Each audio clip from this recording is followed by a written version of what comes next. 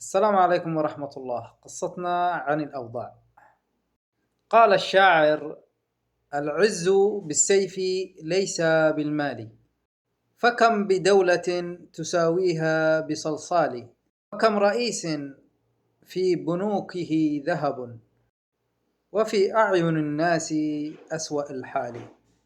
إن لم يبدلوا من أحزاننا فرحا، لا بارك الله بالسيف ولا بالمال. وهذا ينطبق على حكام اليمن.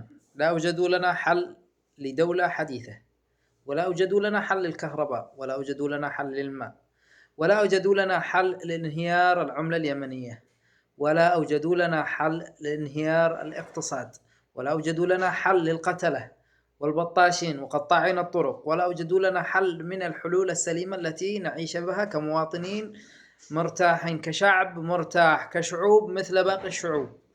لا حول ولا قوة إلا بالله. إذا لم تستطيعوا إيجاد الحلول وأنتم 8 مدري 20، فلتوا وارحلوا يا جماعة الخير. في ناس والله العظيم إنهم حتحكموا بلما ولا سيس، ما هم دارين وين أنتم. ارحلوا عنا، وجدوا لنا الحلول، وجدوا لنا مقومات الحياة، وما نشتش منكم شيء. سلامتكم.